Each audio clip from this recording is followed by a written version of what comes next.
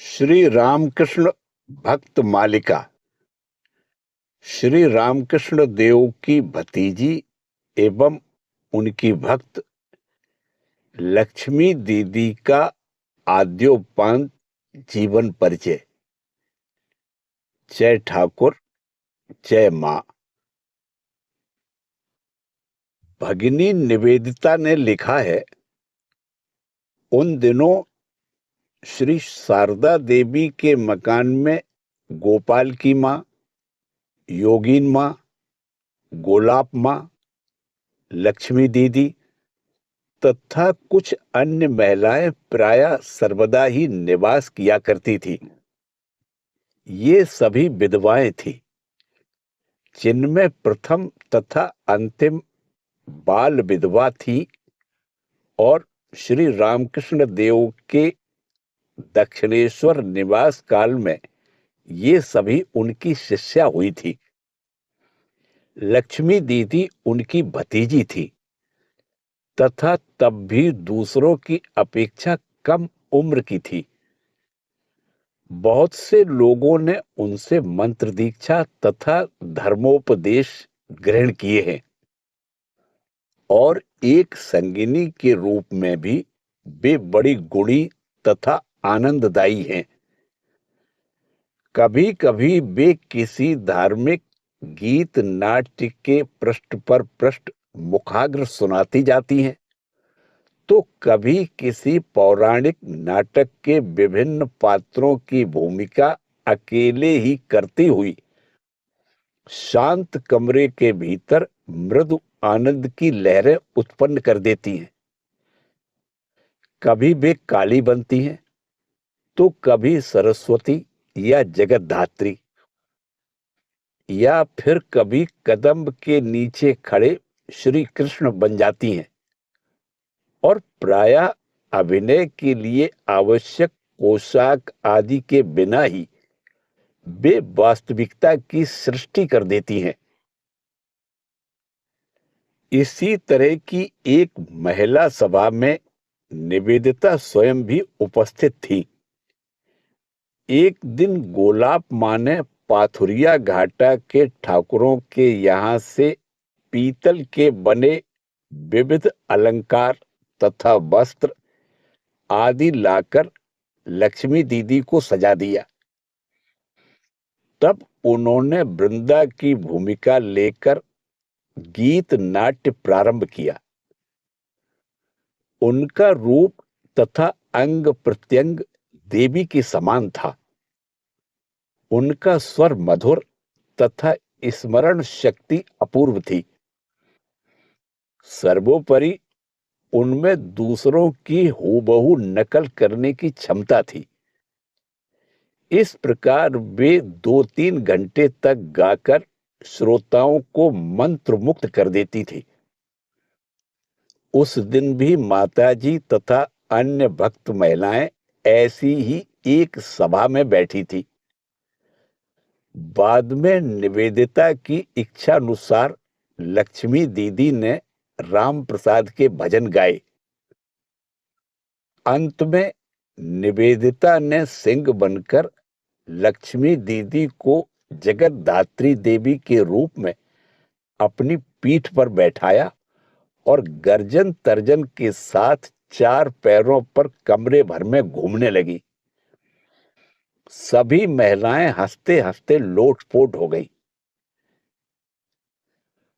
और भी पहले की बात है, एक दिन कामारपुकुर में लाहा बाबुओं के मकान की छत पर सीढ़ी का दरवाजा बंद करके महिलाओं की सभा बैठी और लक्ष्मी दीदी का कीर्तन चलने लगा। इधर घर के पुरुषों ने बहुत हांक लगाई, पर अन्य मनस्क महिलाओं का उत्तर नहीं आया।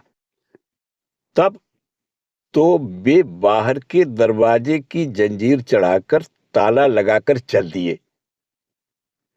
अंत में कीर्तन समाप्त होने पर महिलाओं को अपनी हालत समझ में आई और दूसरा कोई उपाय न देखकर एक एक करके वे नीचे पड़ी राख की ढेरी पर कूदती हुई अपने अपने घर को चली गई।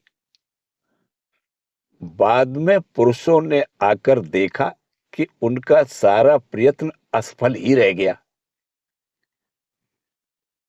भावमयी लक्ष्मी दीदी बलराम के भाव में विभोर होकर काछनी बांधे उद्दाम परंतु मधुर नृत्य किया करती थी। इसके दृष्टांत रूप में हम जिस समय की घटना का उल्लेख कर रहे हैं, उन दिनों लक्ष्मी दीदी गुरु पद पर अधिष्ठित थी तथा दक्षिणेश्वर में एक कच्ची कुटिया में निवास करती थी। एक दिन प्रातःकाल विपिन नाम का उनका एक अनुगत शिष्य आया और उनके गले में मल्लिका की माला पहनाई, कुछ फल मिष्ठान खिलाया तथा उनके चरणों में पुष्पांजलि दी।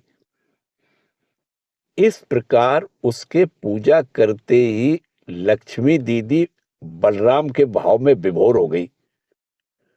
उन्होंने अपने सीने पर एक लाल गमछा डाल दिया तथा बालों को सीने के दोनों ओर बिखराकर गाने लगी और साथ ही उछल कूद मचाने लगी। उनका वह अपूर्व नृत्य देखने को गांव के नर नारियों की ऐसी भीड़ लग गई कि वह घर भर गया।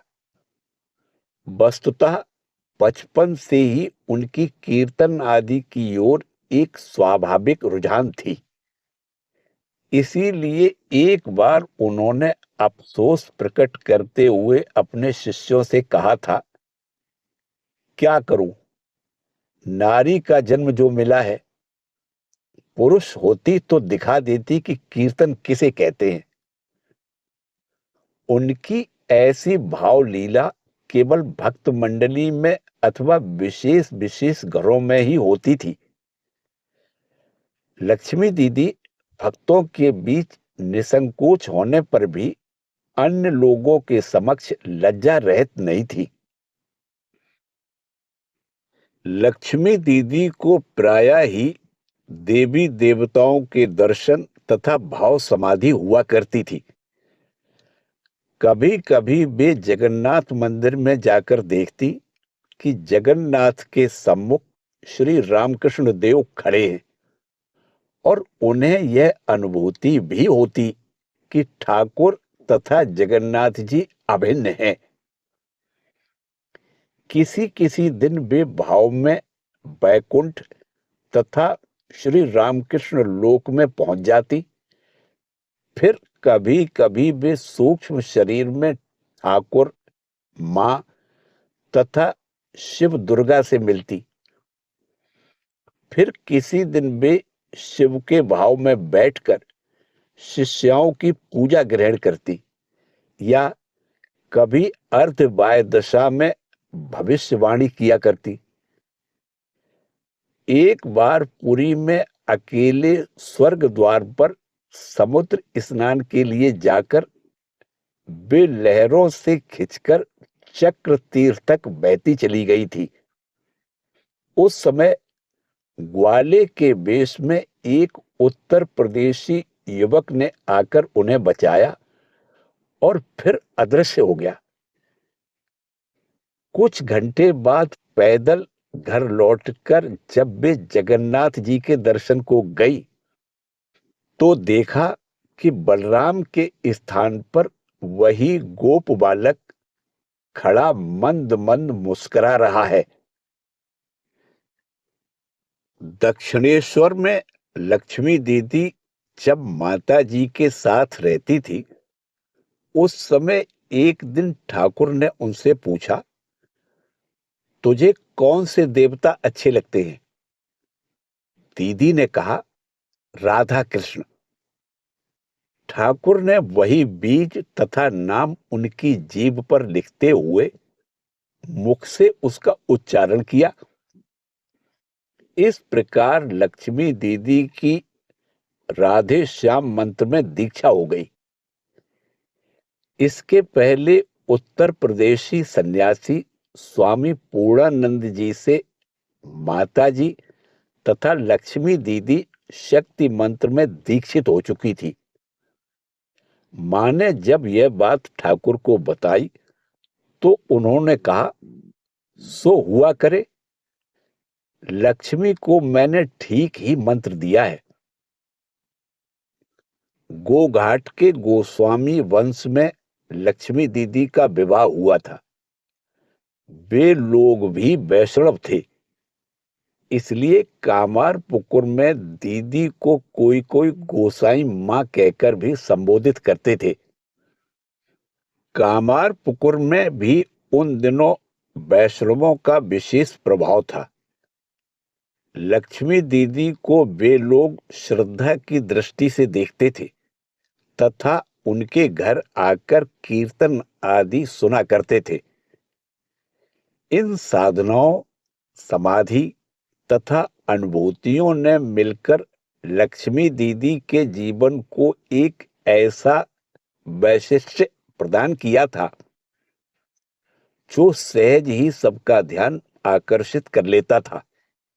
इसीलिए श्री लक्ष्मी मणि देवी ग्रंथ के लेखक तथा लक्ष्मी दीदी के शिष्य श्री कृष्णचंद्र सेनगुप्त ने लिखा है, मां लक्ष्मी दीदी का राधा कृष्ण भजन पूजन देखकर कोई कोई विचार करता है कि वे संभवतः इस राम कृष्ण राज्य के अंतर्गत नहीं आती, परंतु दुख की बात यह है कि यहां वे भूल जाते हैं कि ठाकुर सर्वदेवमय हैं और उन्होंने ही तो मां को यथार्थ वैष्णव के रूप में अपने ही हाथों गढ़ा था। लक्ष्मी दीदी के उपदेश श्री रामकृष्ण देव के भावों से परिपूर्ण रहते थे तथा वे सदैव उनके नाम का उल्लेख किया करती थी। हां, इतनी बात अवश्य है कि उन्होंने प्रारंभ से ही श्री रामकृष्ण देव को अवतार के रूप में स्वीकार नहीं किया था। इसीलिए पुरी के लक्ष्मी निकेतन में एक बार जब श्री रामकृष्ण देव की याद करते हुए उनके नेत्रों से आंसू बह रहे थे तो उनके चरणों में बैठा एक शिष्य उनके साथ ठाकुर की तुलना करने लगा। इस पर दीदी ने खेद के साथ उसकी भर्त्सना करते हुए कहा, किसकी और किससे? उस समय यदि इतना जान पाती। परंतु बाद में उन्होंने ठाकुर को अवतार के रूप में ही जाना तथा स्वयं राधा कृष्ण की उपासिका होते हुए भी ठाकुर के उदार भाव का अवलंबन करके उन्होंने बहुत से प्रार्थियों को अन्य मंत्रों की दीक्षा भी दी थी। कामारपुकुर, कलकत्ता तथा पुरी से उनके शिष्य शिष्याओं की संख्या 100 से कुछ अधिक थी। ये सभी श्री रामकृष्ण देव के भाव से भावित थे। लक्ष्मी दीदी प्रायः काकुड़गाछी के योगोद्यान में जाया करती थी तथा बेलूड़ मठ आदि जाकर ठाकुर के सन्यासी संतानों के साथ श्री रामकृष्ण चर्चा किया करती थी। वे लोग भी उन्हें काफी सम्मान की दृष्टि से देखा करते थे। नई उम्र के साधु लोग भी उनके पास आकर ठाकुर की बातें सुना करते। पर यह बात भी सत्य है कि स्वामी जी द्वारा प्रवर्तित सेवा धर्म तथा लक्ष्मी दीदी द्वारा पालित वैष्णव साधना के बीच पार्थक्य था, जिसे दीदी स्वयं भी जानती थी। दैवी संपत्ति से संपन्न कामारपुकुर के चट्टोपाध्याय कुल में जन्मी लक्ष्मी मणि श्री रामकृष्ण देव के ज्येष्ठ भ्राता श्रीयुत रामेश्वर की कन्या थी। रामलाल उनके बड़े तथा शिवराम छोटे भाई थे। श्री रामकृष्ण देव के साथ इस संबंध के फलस्वरूप उनके भक्त संतानों की वे लक्ष्मी दीदी थी। इस प्रकार वे रामकृष्ण संघ में सभी की दीदी हुई। 1864 ईस्वी फरवरी महीने में बुधवार को सरस्वती पूजा के दिन 12 बजे लक्ष्मी दीदी ने अपने पिता के घर जन्म लिया था। बचपन से ही वे अपने गृह देवता शीतला तथा रघुवीर की पूजा आदि में आनंद अनुभव करती थी। वे इतने शांत स्वभाव की थी कि अपने घर के लोगों के अतिरिक्त अन्य किसी के साथ बात तक नहीं करती थी। गांव की ही पाठशाला में उन्होंने थोड़ी पढ़ाई की थी। फिर दक्षिणेश्वर निवास काल में श्री रामकृष्ण देव के निर्देश पर शरत भंडारी नामक एक 11 वर्ष के लड़के ने उन्हें वर्ण परिचय द्वितीय भाग तक पढ़ा दिया था। लक्ष्मी दीदी के बचपन में ही उनके पिता रामेश्वर का देहावसान हो गया था। निधन के पहले ही उन्होंने तय कर लिया था कि रामलाल का विवाह गोघाट के उत्तरी मोहल्ले में और लक्ष्मी का दक्षिणी मोहल्ले में होगा। तद अनुसार पिता के परलोक गमन के कुछ समय बाद ही 11 वर्ष की आयु में लक्ष्मी का विवाह हुआ। दक्षिणेश्वर में रामलाल से यह संवाद सुनकर भाव समाधि में मग्न श्री रामकृष्ण देव ने कहा था, वह विधवा हो जाएगी। निकट बैठे हृदय ने जब इस कथन पर आपत्ति की तो ठाकुर बोले, मां ने जो कहलवाया क्या करूं। लक्ष्मी मां शीतला का अंश है।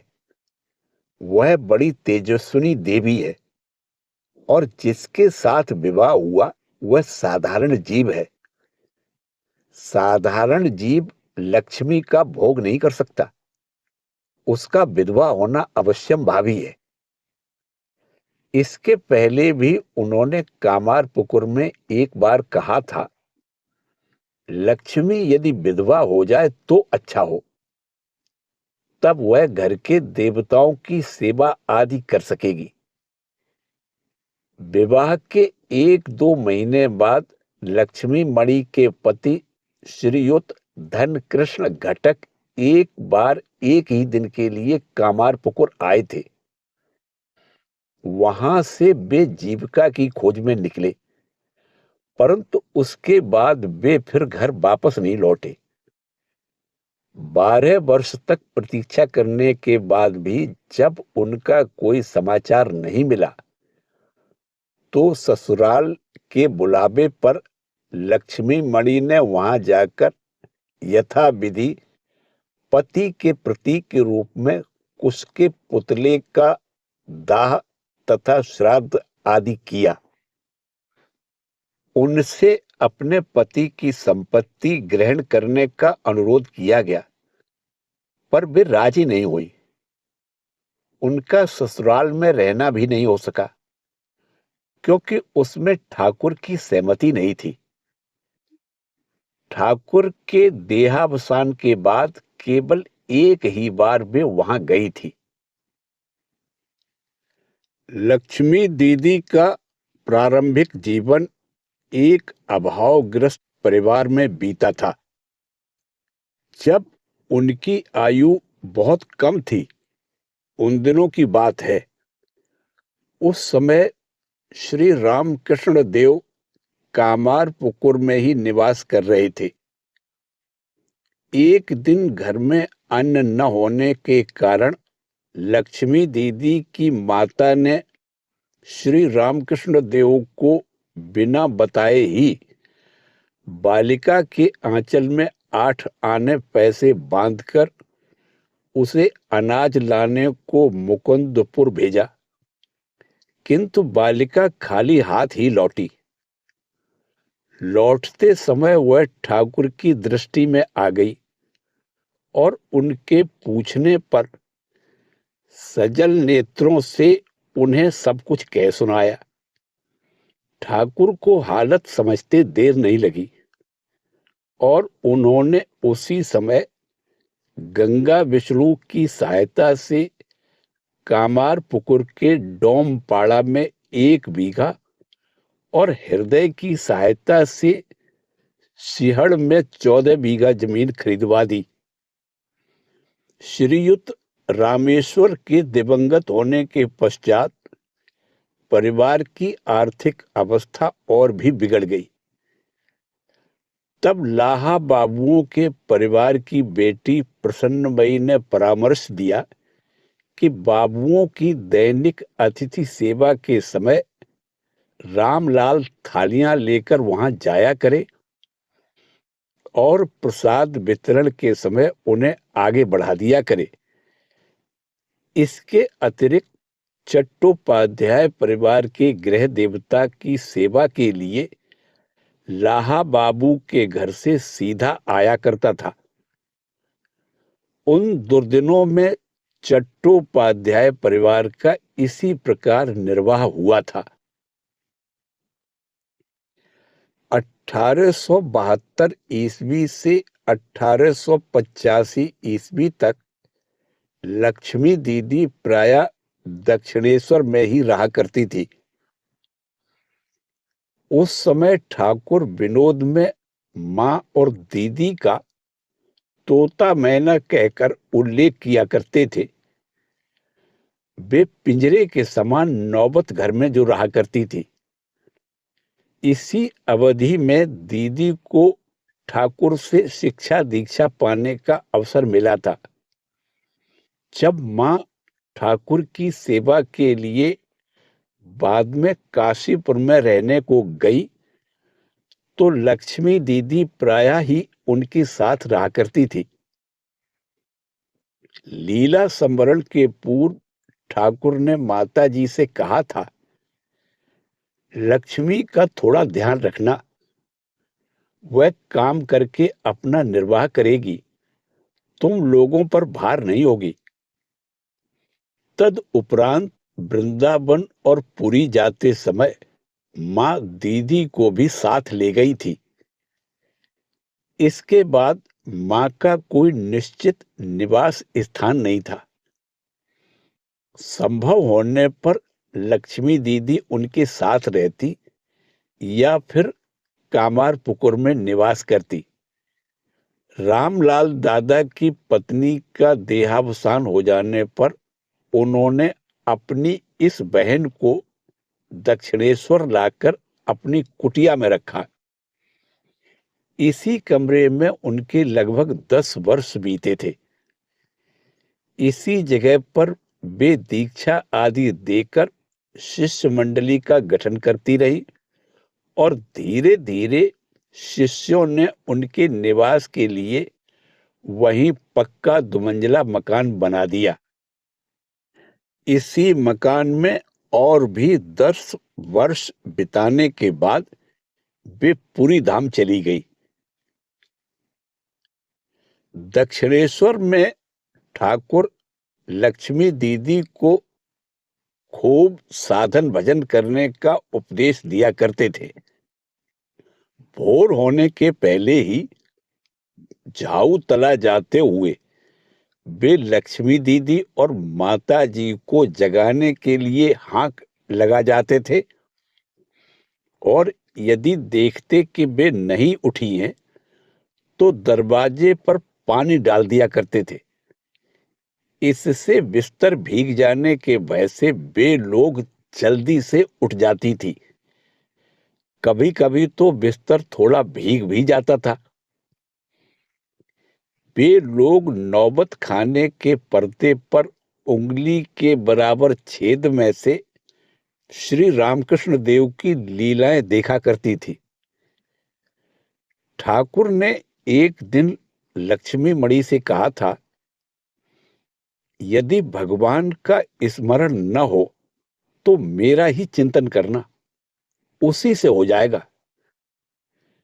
लक्ष्मी दीदी ठाकुर को ही गुरु मानती थी और गुरु एवं ईश्वर को अभिन्न मानती थी। वे ठाकुर को अवतारी भी कहा करती थी। एक बार शीतला माता ने स्वप्न में ठाकुर से कहा था, मैं एक रूप से घट में अवस्थित हूं और दूसरे रूप से तुम्हारी लक्ष्मी में। लक्ष्मी को खिलाने से ही मुझे भी खिलाना हो जाएगा। काशीपुर में ठाकुर ने 2 बार लक्ष्मी दीदी की शीतला ज्ञान से पूजा की थी। एक बार उन्होंने गिरीश चंद्र से कहा था, एक दिन लक्ष्मी को मिठाई आदि खिलाना, इससे मां शीतला को भोग देना हो जाएगा, वह उन्हीं का अंश है।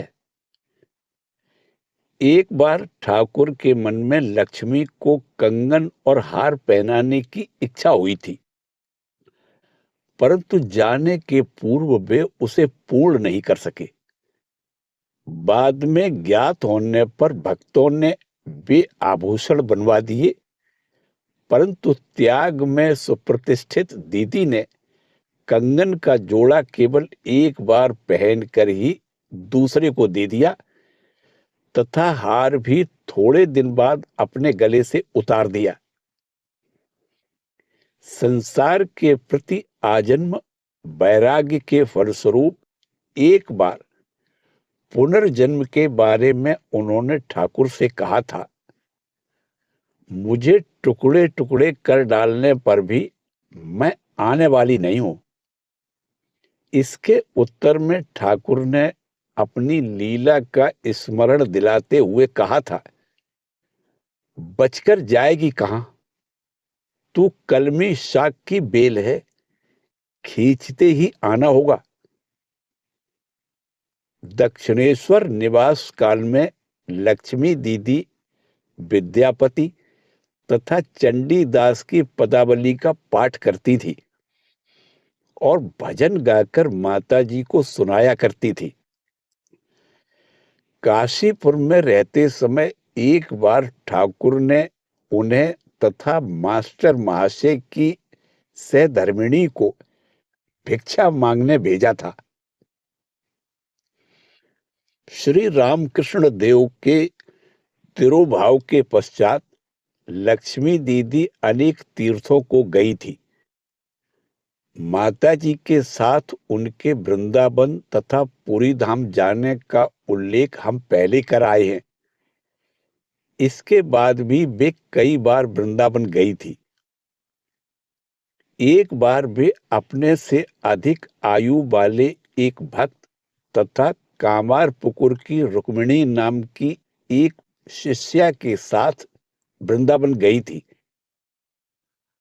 लू लग जाने के कारण उस भक्त का वृंदावन में ही देहावसान हो गया था। उसकी चिताग्नि शांत होने के पहले ही दीदी ने रुक्मिणी को घर की सफाई करने भेजा। मौका देखकर रुक्मिणी ने संदूक तोड़ा और उसमें से 200 रुपए लेकर चंपत हो गई। दीदी ने मकान में लौटकर पाया कि मात्र कुछ आने पैसे के सिवा उनके पास अब कुछ भी नहीं रह गया है। इसके पहले एक ब्रजवासी उनके दान पर पुष्ट हो चुका था, परंतु अब वह दीदी को सिर रखने का स्थान देने को भी राजी नहीं हुआ। दूसरा चारा न देखकर दीदी ने सहायता के लिए गांव को पत्र लिखा और सस्ती बासी रोटियां खरीदकर उनके सहारे दिन बिताने लगी। 6-7 दिन बाद कामारपुकुर से एक भक्त आया और उन्हें वापस ले गया। इधर शीघ्र ही रुक्मिणी का अंतिम काल आ पहुंचा।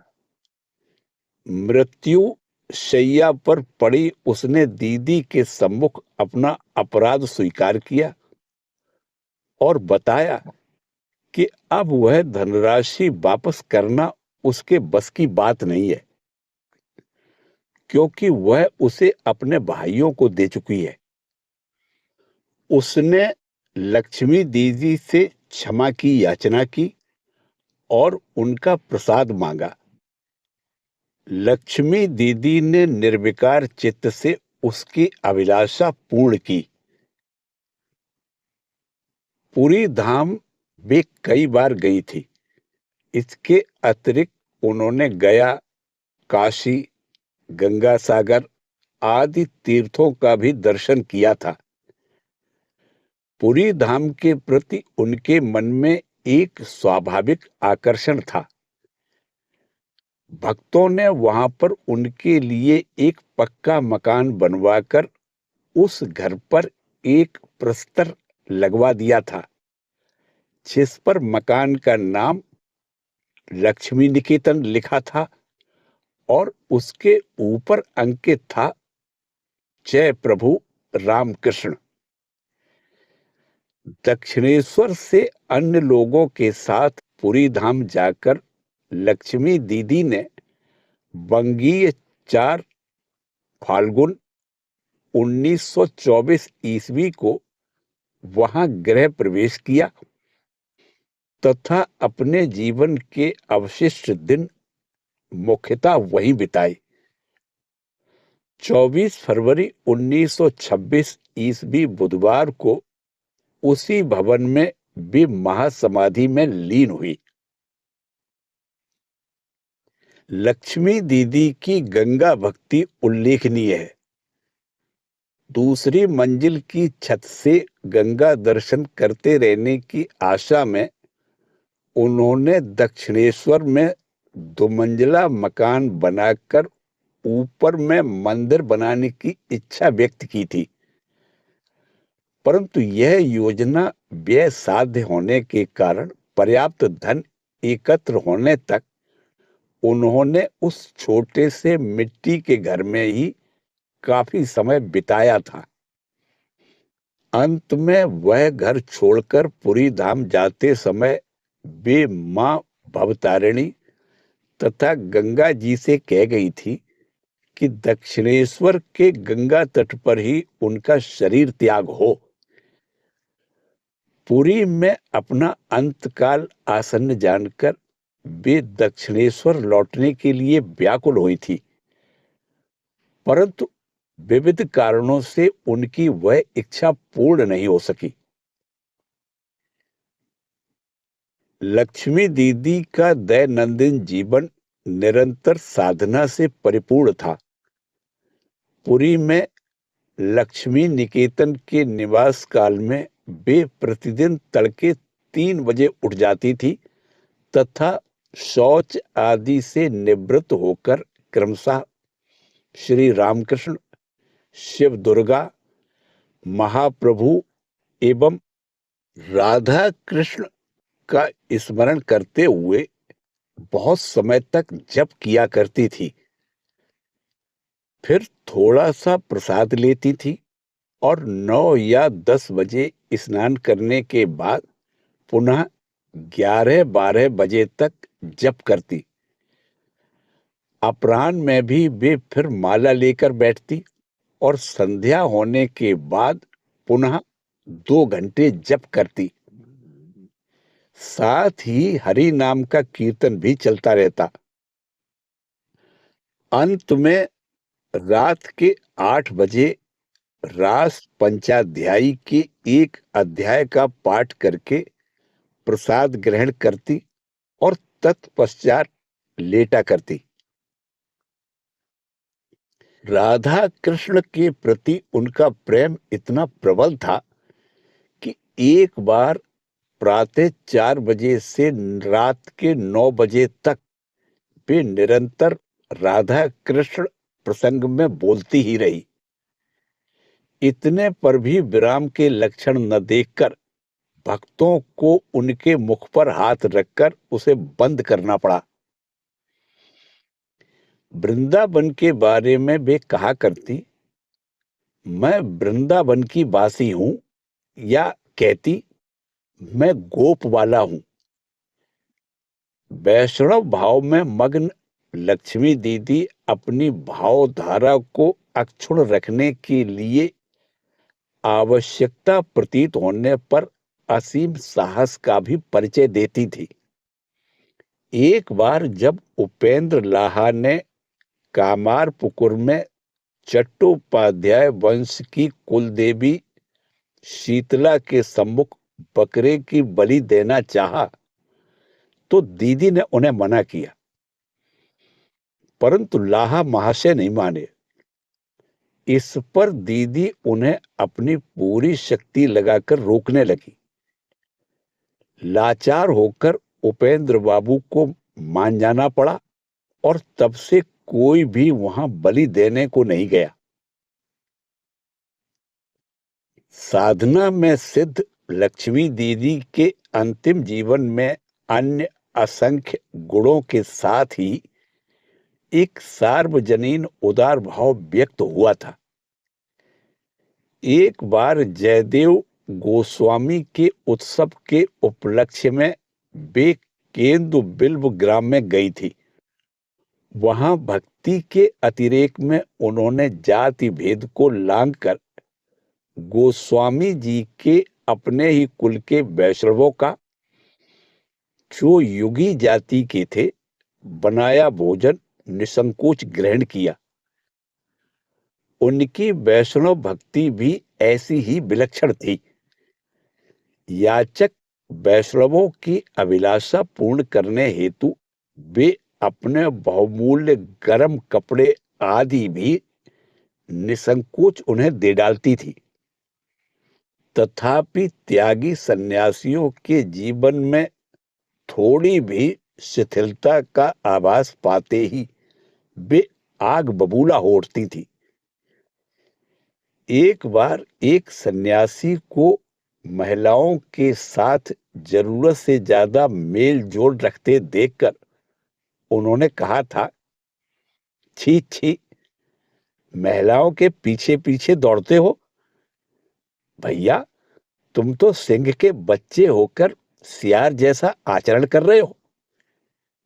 अंतिम दिनों में जिस किसी ने भी उन्हें देखा है, वह जानता है कि किस प्रकार वे श्री रामकृष्ण देव के बारे में बोलते हुए भाव सागर में डूबकर बाह्य ज्ञान खो बैठती थी। उनका संपूर्ण हृदय श्री रामकृष्ण भक्ति से लबालब भरा था। वे कहा करती थी, मैंने जो कुछ जाना या सीखा वह ठाकुर से ही है। ठाकुर ने कामारपुकुर, दक्षिणेश्वर, श्यामपुकुर तथा काशीपुर में अपने अशेष स्नेह की पात्री इस भतीजी को कितने ही प्रकार से शिक्षा प्रदान की थी। वस्तुतः लक्ष्मी दीदी के जीवन की चर्चा करने के बाद पूज्यपाद स्वामी शंकरानंद जी के स्वर में स्वर मिलाकर स्वतः ही यह कहने की इच्छा होती है, लक्ष्मी देवी के जीवन में हिंदू वैधव्य जीवन की निष्ठा, भक्ति तथा भाव राज्य का अपार आनंद और उसके साथ ही दैवी संपद का स्फुरण श्री रामकृष्ण देव की लीला एवं उपदेशों की चिर सत्यता ही प्रमाणित करता है। इसी के साथ लक्ष्मी दीदी का जीवन परिचय समाप्त हुआ। जय ठाकुर, जय मां।